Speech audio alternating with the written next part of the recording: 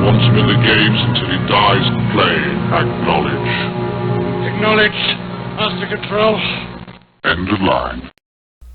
The ATARI LYNX was a phenomenal piece of hardware, released roughly 2 months after the original Nintendo Game Boy. Like the Game Boy and the Sega Game Gear, the Lynx's screen was probably its worst part. Thankfully, thanks to McWill, that's something we can now rectify with a new screen modification. This video will deal with the Lynx Model II. Here we're going to take a quick look at how the original screen looked on the Lynx Model II.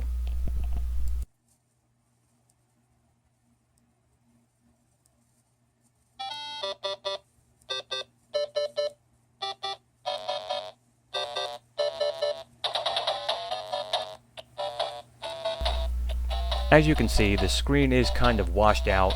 There is a slider for the backlight to help adjust the brightness of the screen, but the screen is very washed out. You see lots of lines through it. It was okay, definitely better than the Game Boy in my opinion, and better than the Game Gear, but still hard to see. So let's get into the modification. Hey everybody, so this is my little tutorial on adding a McWill screen to an ATARI LYNX II. This is my second ATARI LYNX. I got this for the express purpose of adding a McWill screen. This particular Lynx I had gotten from Best Electronics out in California, and we'll get into a little bit more about that as the video goes along. But basically, they claim they recondition these, and I think I paid $79 for it. And it turns out what you and I might consider reconditioning and what they consider reconditioning are different things, but we'll talk about that a little bit later in the video. So here again is the ATARI LYNX. You can see there's no screws on the front to open the Lynx. And if you look on the back, at first you might think that there is no screws and you simply have to forcibly open it, but that's not the case. Under these hand grips, these rubber hand grips, they simply have adhesive or double-sided tape under them. You simply put a little screwdriver under here and pull back, and these will both pull off very easily. When you pull them off, you'll see there's 4 screw holes. Now, again, this is a Best Electronics unit. Normally you would not have glue, hot glue here, hot glue here. They must have put that in here to make sure no one came in here and maybe took a broken board, shoved it in it and said it was broken and had them send out a new one. So this is a bit of a pain to get the hot glue out of here, and they even put a little security tab over both locations. But it just took a little work with a small screwdriver.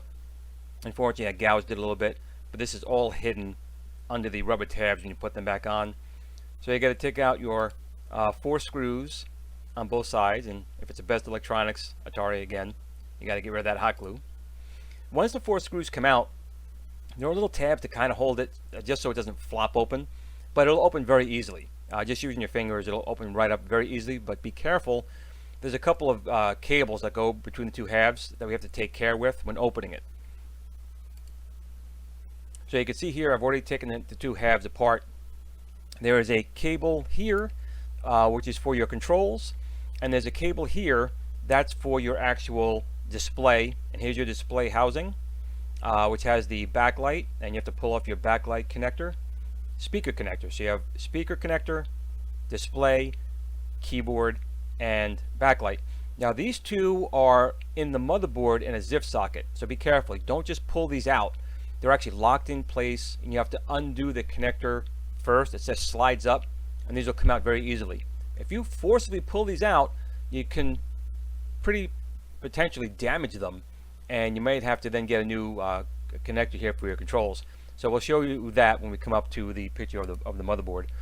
But here's again another photograph of the 2 connectors. You can see the connector actually bites into the connector, which is these little parts that are worn off here. It'll still work okay, but if you simply pull these out without undoing the socket first, you really have a potential of damaging them. And again, if you don't open it properly, you're not going to be able to put these back in because the connector is in the locked position. Again, just another picture here of your backlight. Now, I would recommend, even if your screen is cracked, if the backlight works, don't throw this away. There probably are people out there that want to keep their Lynxes completely stock, and the backlight might be worth something to somebody, or the housing might be worth something to somebody. So definitely don't throw away the housing, whether it's working or not. There's potential parts here for someone else that could can use them. So here's the underside of the motherboard. Now this is the section here we're going to be concentrating on, removing components here and here. This is where your cartridge connector is. This is your control connector. And this is where we're going to be concentrating on as well. This is where we're going to be soldering on cables to go to the McWill screen. Now here's the other side of the Lynx, and here are the two ZIF sockets. This one's for your controllers, this one's for your display. I'll zoom in just for a second here. So you can see these pull up. You simply put your finger under here or a small screwdriver, push up, and this will come up, and then the connector will come right out very easily. Same here. And then when you're done, you put the connector back in and push these down to lock it back into place. Now this is where we're going to be concentrating on these parts over here. We're going to have to remove this one, this one, this one, this, and this. So it's 6 total. C56, looks like it's 12. I'm not sure if it's E12, C55, and this capacitor and these two little guys here have to come out. And also this potentiometer here, which is for your backlight. You won't need a backlight anymore with the new screen, so that can come out. Now, there's a gentleman named Aaron. I'll put a link down below. What he actually did was the McWill screen can let you put an external VGA connector on there, so you can plug it into an actual VGA monitor and have it played on a larger screen. Can't be done at the same time. You press the backlight, I believe, and it switches between the two. But normally you'd have to cut a big hole in your case to mount a VGA connector. Now what Aaron did was he pulled this out. He put a small flat connector in here that was actually the same thickness as this wheel with 5 little spots on it, and he had a VGA cable. He made a custom connector on it that plugged in here. So from the outside it looked totally stock, it looked great, but you could still, if you wanted to, plug a VGA monitor in. I'll put a link down below to his stuff. He helped me out a lot here, which I'll explain a little bit later, and he does a lot of good work for the ATARI Lynx as far as repairing them, fixing power issues and so forth, and also doing McWill mods. Now also, just make sure you check in the documentation your revision of your Lynx. It does matter. Now the one I had here is I guess the most common one, so in the McWill directions it's kind of straightforward, but there's a different chipset that requires an extra step. I cannot show it to you because I don't have that other ATARI Lynx. So here's the directions. Now I'm going to say you can read this 5, 10, or 20 times, and I recommend you do so, but it's still kind of complicated, at least it was for me. He's an engineer, McWill, and I'm sure if you're a straight out engineer, this is a piece of cake. But me, it took me a while to really get a concept of what needed to be done here.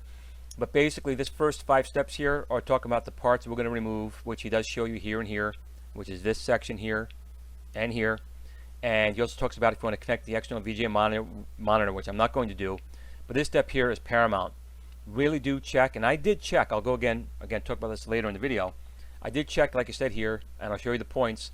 You want to make sure you're only getting 5 volts. The Lynx, when you put the batteries in, it's really 9 volts, but there's a little component in here that downsteps the voltage from 9 volts down to 5 volts.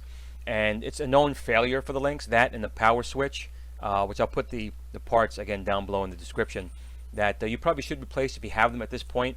Again, these are just known failure points, and if you get them out of the way, you won't have the problem I had a little bit later on in the video, and we'll discuss that when I get to it. But here's our McWill screen, and let's go to our next step here. So you can see I pulled out the components, use a solder sucker to get most of this out. Now this is one spot we're going to be using later. This is going to be a ground point. This here is going to be our positive 5 volts. So when you're testing for the 5 volts, you want to test here and here, positive, ground. If you're getting anything over 5 volts, stop and do the repairs for the Lynx. I'll put down below. Aaron, again, has a great tutorial on how to fix this, but you have to do it. If you pump 9 volts through here, you run the risk of not only blowing your Lynx chipset and of course making it completely useless, but also damaging the McWill screen. And I got very lucky here. Again, I'll talk about that later, but it's something you have to be very careful of. You have to make sure you're getting 5 volts. Now I did a test here at this stage and I got 5 volts, but we'll talk about this more later. And this is another spot here you'll have to solder a wire onto as well in U11, but we'll get to that in a few seconds. So here's the potentiometer again. This has to be removed, all these solder points out here.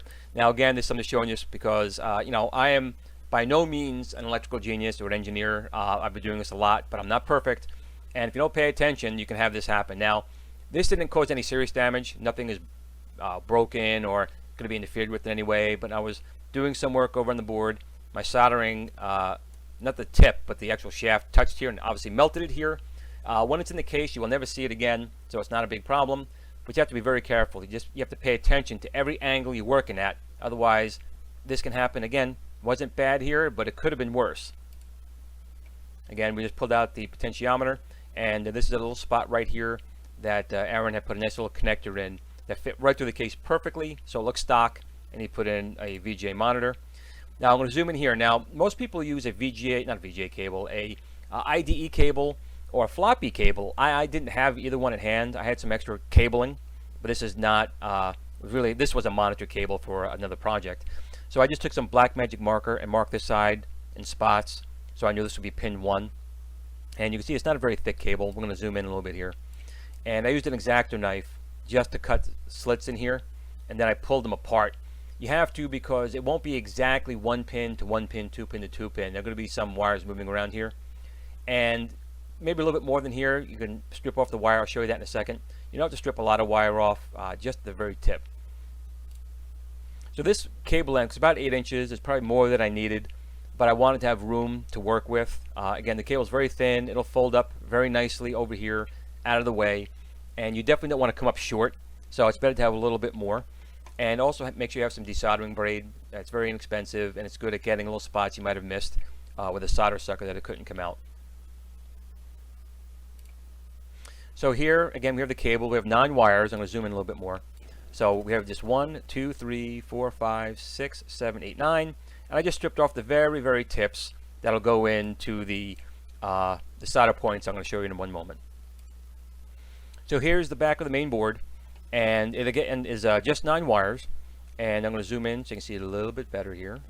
So what I basically did was I put some flux down and put solder blobs in the 9 spots that it needs it. You have to be very careful. So I have 1, 2, 3, 4, 5, 6, 7, 8, 9. And I put little solder blobs down here, and then I put a little flux on my wires and just heated up each blob, put the wire in, and it took perfectly.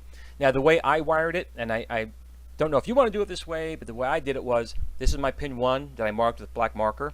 If it's an IDE or floppy cable, that'll be a red wire. I went 1, up to 2, down to 3, up to 4, down to 5, 6, 7, 8, 9. If you don't do it this way, you got to make sure you keep track of what wires are what. But since they're kind of stacked this way, I went 1, 2, 3, 4, 5, 6, 7, 8, 9. Again, make sure you're clean up your flux afterwards, get it in real close, make sure there's no shorts. Here's another angle here. Zoom in a little bit more. See the wires, you don't need a lot to go inside here. It's a very small area. Just put a nice little solder blob on here, some flux, solder them in. And what I'm going to end up doing is, when I'm totally done, I'll put a little hot glue here just to make sure these don't get pulled on. They're pretty good, but you might as well make sure with a little hot glue that they don't get yanked out later. And again, one final angle. Again, just checking all the spots to make sure there is no shorts here at all. You definitely don't want that. So you can see they're in pretty cleanly, solidly. No one's touching anyone else. And that's it.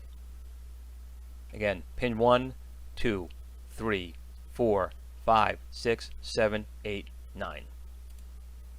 Now here's the actual McWill screen. It comes with a nice protective cover on it. And here are the solder points right here. Best to put a couple little flux on here. Drop a couple solder blobs on here before you start. But before you do that, cover the screen. He does put a plastic cover on it, but hot solder will go right through it, and you don't want to damage your screen. Just took a post-it notepad, put it right on top. I have my static mat down below it, that the package, the static package, anti-static package that came in, sitting on top of that. And then I just came by and put little blobs of solder right on there. Now again, it's not going to go pin 1 from that board to here, pin 2, pin 3, pin 4. It doesn't work that way. So you have to splice the wires down so you have room to work with the wires. And what I did was I simply put the screen on as instructions. And you can see they're all marked here and here. So the very first pin 1, which would be a red pin on a floppy or ID cable, is called res. So if we look here, it's right here. I'm going to zoom in for you guys so you can see it a little bit better. So the 4th pin in is the res. So pin 1 on the motherboard is actually going to be pin 4 on here. So pin 1 goes to this guy right here. Then your next one is D2. It's all the way over here. So you're going to go D2 from here. You're going to go all the way to here, and so on. So you want to splice that wire far back enough so you can go to each particular one. But again, if you put McWill screen here on top of this. You can see what they all are, and just take each one by one and go up. Very, very easy. So you can see I pull the wires back far enough so I can be able to put one wire here, one over here, and so forth. Already done over here. Just be careful when you're working with this. It's hot solder. You don't want to get any solder blobs and anything you don't want on. So here we go. So you can see the wires are going to crisscross it a little bit. But again, just make sure there's no shorts. There's more room to work with here than on the motherboard. So it's a little bit harder to have a short. But again, just put some flux down on your blobs. Heat up the blob. The copper wire will go right in, and you'll have a good solid contact. And just check your work. Make sure everything's in good. Make sure you follow the directions properly. And that's what you're going to have. So your pin comes over here. You can see my little high quality black magic marker pin 1, but it works. And you can see the wires get pulled over. Pin 1's over here, but these pins are coming over here. So it's a little bit of a rat's nest, but it's really not hard. Just pull the wires back and you'll be fine. Keep some desoldering braid in case you make a boo-boo. And if you're old like me, a nice magnifying glass to go in and check your work, and you don't burn your fingers, maybe use a pair of pliers to hold these wires down. Now here's the underside of the McWill screen. There's a couple things under here we need to do as well. This would be your VGA connection. These 1, 2, 3, 4, 5, 6 wires would be going to your VGA connector, or if Aaron is doing it, he's got his really cool connector on there. Now I was not doing the VGA connector, at least not right now. I may do it later. Since I'm not, you have to ground out this one connector here. You have to short this. And then there's 3 other connection points we're going to have to hitting on here. This one. Now here's one hidden under this cable. Now this is also a ZIF socket. You can flick it and this cable will come off, and I highly recommend you do that. I take risks, so I actually was able to go on here and solder it okay, but it's really not worth the risk. The heat can damage this, and any heat or solder hitting on this, you're done, and this whole screen is completely worthless. So I would recommend undoing this connector and pulling this off, unless you're an absolute expert and know what you're doing. So here's U11. We had a solder right on this connector here. Again, with flux, the solder will kind of draw onto it, so it'll be okay. But definitely check your work. So I'm going to zoom in here. You know, I did still got a little solder over here, but I made sure there was no jumper or trace from here to here. This one wire is going on really well. I was pretty happy with it. And just another shot. And you can see here the 5 volts. We had to go into here and ground. Again, check as much as you can. Make sure you're always getting 5 volts from there. And our third cable is over here. Now again, I talked before, you got to pull out these 4 screws. 1, 2, 3, 4. This will come off. It may seem like it's stuck. It could be. There's a piece of foam under here as a seal. Just give it a little pull. It'll come off, no problem. Again, don't trash it. Someone can always use these parts. I would just recommend keeping it. Throw it on eBay. Go onto the ATARI LYNX forums. Maybe someone else can use it. Now, Best Electronics also makes new speakers. I was fine with the stock speaker. I suppose they have a nice one for like $9, but I'm not replacing that right now. And let's go to the next screen. So it's all pulled out.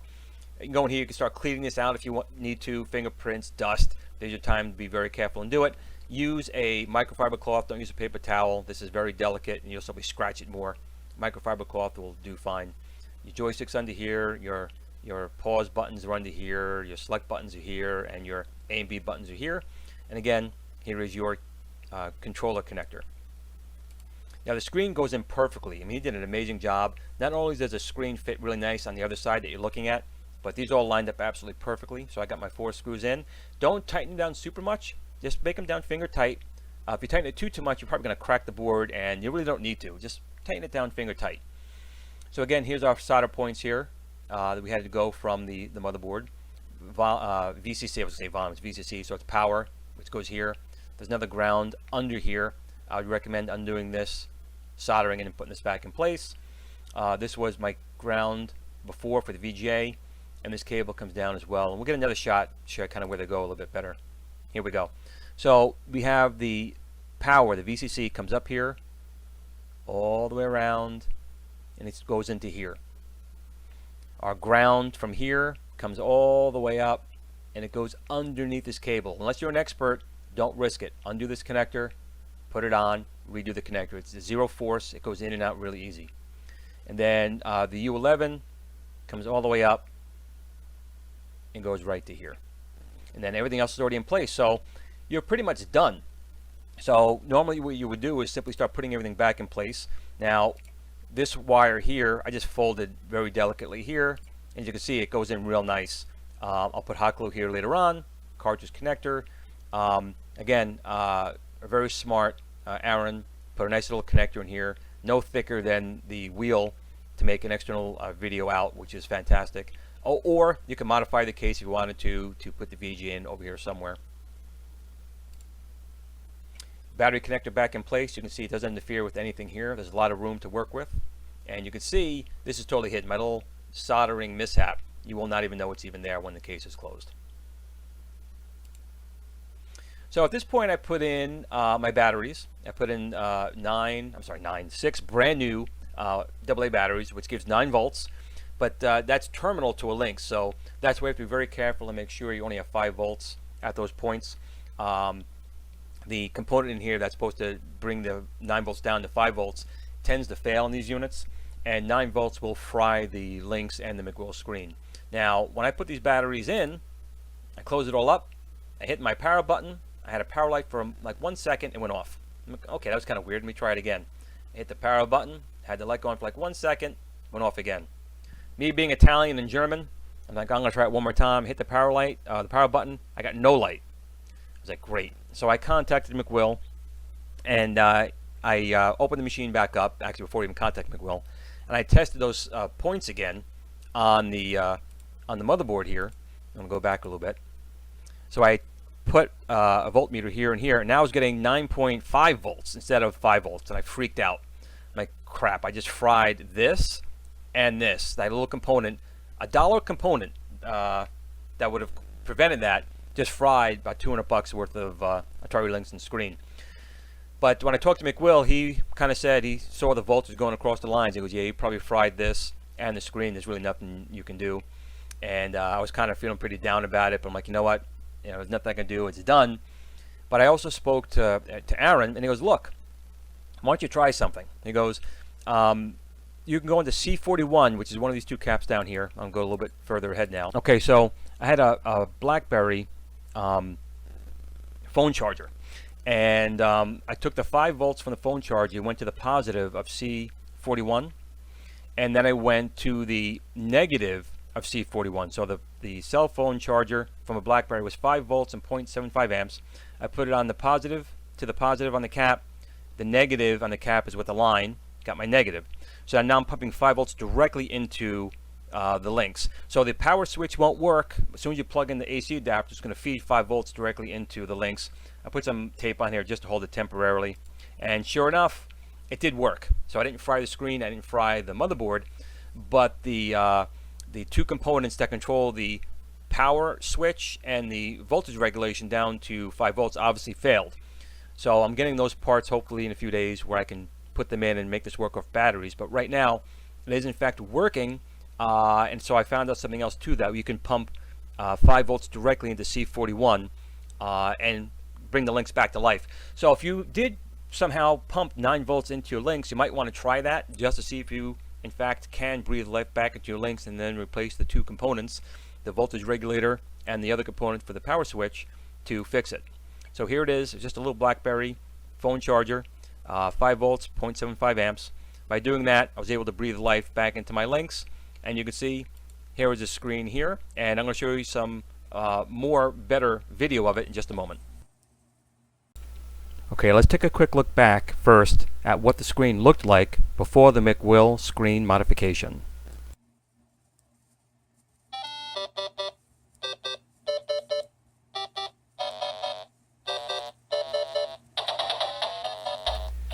So again, you can adjust the potentiometer on the original screen to adjust its brightness.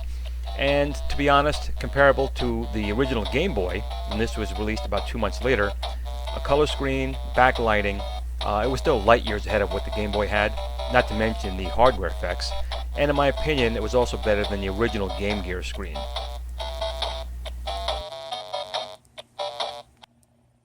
Now let's take a look at the ATARI Lynx with the McWill screen modification.